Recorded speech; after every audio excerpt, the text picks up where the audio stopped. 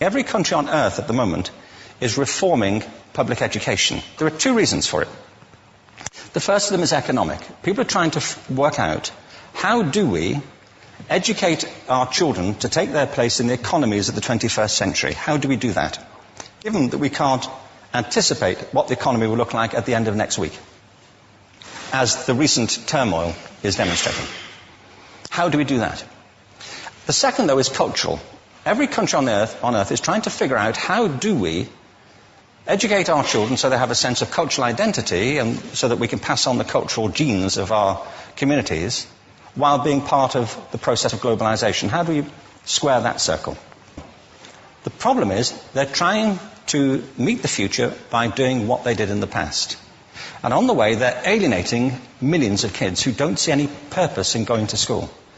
When we went to school, we were kept there with a story, which was if you worked hard and did well and got a college degree, you would have a job. Our kids don't believe that. And they're right not to, by the way. You're better having a degree than not, but it's not a guarantee anymore. And particularly not if the route to it marginalizes most of the things that you think are important about yourself. Some people say we have to raise standards as if this is a breakthrough. You know, like, really, yes, we should. Why would you lower them? You know, I mean, I haven't come across an argument that persuades me of lowering them. But raising them, of course we should raise them.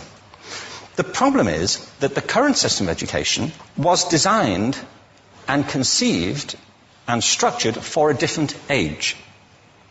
It was conceived in the intellectual culture of the Enlightenment and in the economic circumstances of the Industrial Revolution. Before the middle of the 19th century, there were no systems of public education. Not really. I mean, you could get educated by Jesuits, you know, if you had the money. But public education, paid for from taxation, compulsory to everybody and free at the point of delivery, that was a revolutionary idea. And many people objected to it. They said it's not possible for many street kids, working class children, to benefit from public education. They're incapable of learning to read and write, and why are we spending time on this? So there's also built into it a whole series of assumptions about social structure and capacity. It was driven by an economic imperative of the time, but running right through it was an intellectual model of the mind, which was essentially the Enlightenment view of intelligence. That real intelligence consists in the capacity for a certain type of deductive reasoning and a knowledge of the classics originally, what we come to think of as academic ability. And this is deep in the gene pool of public education, that there are really two types of people, academic and non-academic, smart people and non-smart people. And the consequence of that is that many brilliant people think they're not, because they've been judged against this particular view of the mind. So we have twin pillars, economic and intellectual. And my view is that this model has caused chaos in many people's lives. It's been great for some. There have been people who have benefited wonderfully from it. But most people have not. Instead, they suffer this. This is the modern epidemic, and it's as misplaced and it's as fictitious. This is the plague of ADHD. Now, this is a map of the incidence of ADHD in America, or prescriptions for ADHD. Don't mistake me here. I don't mean to say there is no such thing as attention deficit disorder. I'm not qualified to say if there is such a thing. I know that a great majority of psychologists and paediatricians think there is such a thing. But it's still a matter of debate. What I do know for a fact is it's not an epidemic. These kids are being medicated as routinely as we had our tonsils taken out. And on the same whimsical basis, and for the same reason, medical fashion. Our children are living in the most intensely stimulating period in the history of the earth. They're being besieged with information and calls for their attention from every platform, computers, from iPhones, from advertising holdings, from hundreds of television channels. And we're penalizing them now for getting distracted. From what? You know, boring stuff. At school, for the most part. It seems to me it's not a coincidence totally that the incidence of ADHD has risen in parallel with the growth of standardized testing. Now, these kids are being given Ritalin and Adderall and all manner of things, often quite dangerous drugs, to get them focused and calm them down. But according to this, attention deficit disorder increases as you travel east across the country. People start losing interest in Oklahoma.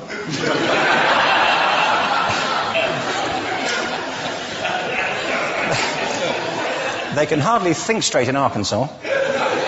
And by the time they get to Washington, they've lost it completely. And there are separate reasons for that, I believe. It's a fictitious epidemic.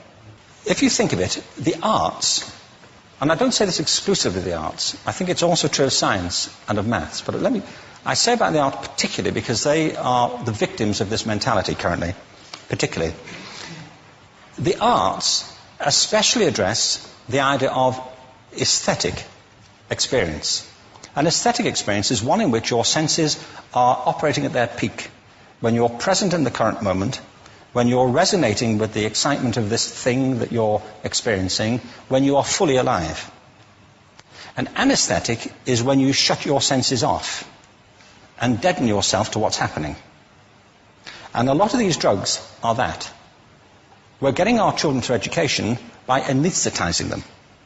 And I think we should be doing the exact opposite. We shouldn't be putting them asleep. We should be waking them up to what they have inside of themselves. But the model we have is this. I believe we have a system of education that is modeled on the interests of industrialism and in the image of it. I'll give you a couple of examples. Schools are still pretty much organized on factory lines, ringing bells, separate facilities, specialized into separate subjects. We still educate children by batches. We put them through the system by age group. Why do we do that? Why is there this assumption that the most important thing kids have in common is how old they are? It's like the most important thing about them is their date of manufacture. You know what I mean? Well, I know kids who are much better than other kids at the same age in different disciplines, or at different times of the day, or better in smaller groups than in large groups, or sometimes they want to be on their own. If you're interested in the model of learning, you don't start from this production line mentality. It's essentially about conformity, and increasingly it's about that as you look at the growth of standardized testing and standardized curricula. And it's about standardization. I believe we've got to go in the exact opposite direction. That's what I mean about changing the paradigm. There was a great study done recently of divergent thinking. Published a couple of years ago. Divergent thinking isn't the same thing as creativity. I define creativity as the process of having original ideas that have value. Divergent thinking isn't a synonym, but it's an essential capacity for creativity. It's the ability to see lots of possible answers to a question, lots of possible ways of interpreting a question, to think what Edward de Bono would probably call laterally, to think not just in linear or convergent ways, to see multiple answers, not one. So, there are tests for this. One kind of cod example would be, people might be asked to say, how many uses can you think of for a paperclip? Well, those routine questions. Most people might come up with 10 or 15. People who are good at this might come up with 200. And they do that by saying, well, could the paperclip be 200 foot tall and be made out of foam rubber? Does it have to be a paperclip as we know it, Jim? Now, there are tests for this, and they gave them to 1,500 people. This is in a book called Breakpoint and Beyond. And on the protocol of the test, if you scored above a certain level, you'd be considered to be a genius at divergent thinking. Okay? So my question to you is, what percentage of the people tested, of the 1,500, scored at genius level for divergent thinking? Now, you need to know one more thing about them. These were kindergarten children. So what do you think? What percentage at genius level? 80. 80, okay. 98%. Now, the thing about this was it was a longitudinal study. So they retested the same children 5 years later, ages of 8 to 10. What do you think? 50? They retested them again 5 years later, ages 13 to 15. You can see a trend here, can't you? Now, this tells an interesting story, because you could have imagined it going the other way, couldn't you? You start off not being very good, but you get better as you get older. But this shows two things. One is we all have this capacity, and two, it mostly deteriorates. Now, a lot of things have happened to these kids as they've grown up. A lot. But one of the most important things that happened to them, I'm convinced, is that by now they've become educated. They've spent 10 years at school being told there's one answer, it's at the back. And don't look. And don't copy, because that's cheating. I mean, outside schools, that's called collaboration, but inside schools. Now, this isn't because teachers want it this way, it's just because it happens that way. It's because it's in the gene pool of education. We have to think differently about human capacity. We have to get over this old conception of academic, non-academic, abstract, theoretical, vocational, and see it for what it is, a myth. Secondly, we have to recognize that most great learning happens in groups, that collaboration is the stuff of growth. If we atomize people and separate them and judge them separately, we form a kind of disjunction between them and their natural learning environment. And thirdly, it's crucially about the culture of our institutions, the habits of the institution and the habitats that they occupy.